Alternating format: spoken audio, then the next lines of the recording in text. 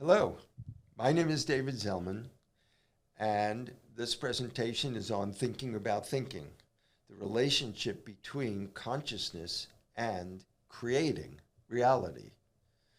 So I just want to start by saying that when I set out to write this book, What's Next? Get Clear and Get Going, it was in response to my first book, which I felt did not do a good enough job of distinguishing various levels of conversation.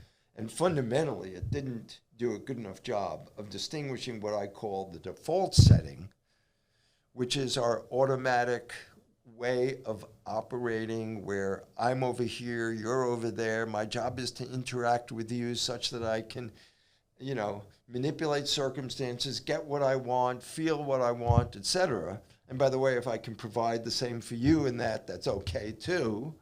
But really, it's about my own survival and advancing David Zelman in the world.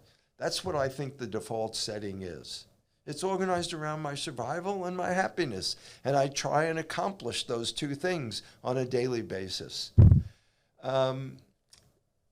The book, my previous book, also distinguished a second level of awareness or consciousness, which I call Life as a Conversation, which basically says that based on your internal conversation, what you're telling yourself, what you're listening to internally, moment by moment, that is your reality.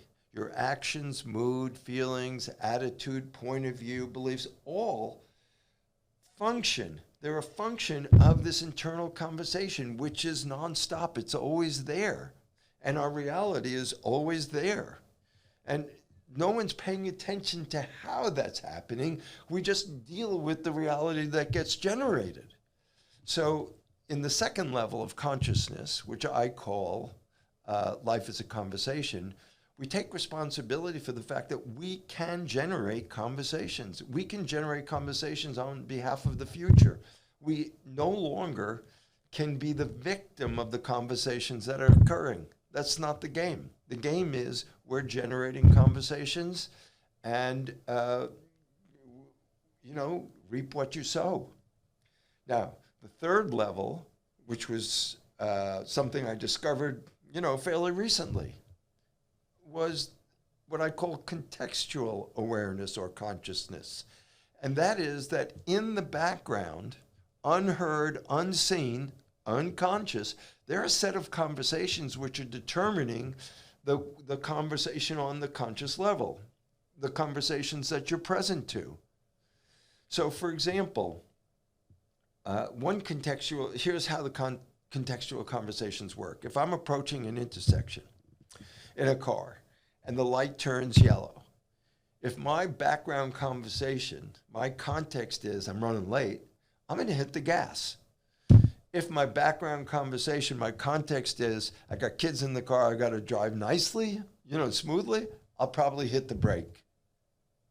So another shift or observation of how context works. I was on a flight from New York to Dallas, and it was really turbulent. We were flying all over the place. Seatbelts on, we're still bouncing around and all that. And I was scared, and everybody else was scared too.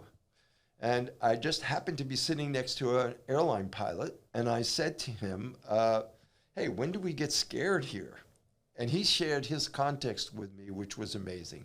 He said, planes do two things. They fly and they fall. If you're not falling, you're flying. And we're not falling, we're flying. So that's the way it feels on this trip, and that's the way it looks on this trip, to fly. And with that understanding, I was like, oh my God, we're not falling, we're flying. This is just the way it is. I got to actually start to enjoy the turbulence. It's crazy.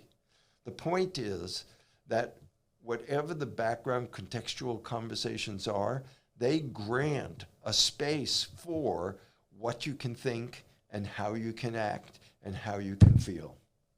Now, the fourth level of consciousness or awareness, which I think is really awesome, is what I call field of possibilities. And here, the infinite field of possibilities, actually. And that's because, they're just conversations. Contexts, the contextual nature of our conversation, they're just conversations. So we get to create our conversations. That's a gift that we've been given as human beings, is the opportunity to create for ourselves our own world. And we do that through the conversations that we allow and that we choose. Now, how we do that? How do we actually choose or create conversations for ourselves? There are 4 different dimensions that I want to point to. The first is what I call next. And next is what we're doing all the time. We're going from one activity to another. We're answering the phone. We're looking at our phones and checking our stocks or our, to-do list or whatever. Everything we're doing, it's next. That's what we're doing. But I'm telling you that we're creating that because no one else on planet Earth is doing what you're doing or generating the behavior or having the thoughts that you are. You're creating that. Just like you're creating your experience of me right now, or you're creating your experience of this conversation we're having, this presentation. No one else on planet Earth is having that same experience. You're unique. You just created that. The second is what I call intention. The second dimension of creating is called intention.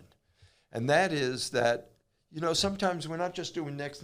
I got to get this done. I got to get this paper done. I got to get from here to there. I got to make something happen. I got to find out who's coming to dinner tonight. Those are intentional acts that I'm pushing out into the universe. I'm trying to learn something. I'm trying to learn a new skill or acquire certain information. I have several colleagues who are trying to learn new languages. That takes a lot of intention. Getting to the gym takes intention. Staying healthy takes intention. So, third level or third dimension of creating goes like this. It's called receiving or discovery. It's like the aha moment. It's like, you're trying to figure something out or get something, or and all of a sudden it comes to you. Oh, I see. Now I get it. I understand. Wow. So the universe is providing so much feedback to us. So intention is like pushing out into the universe. Discovery is receiving.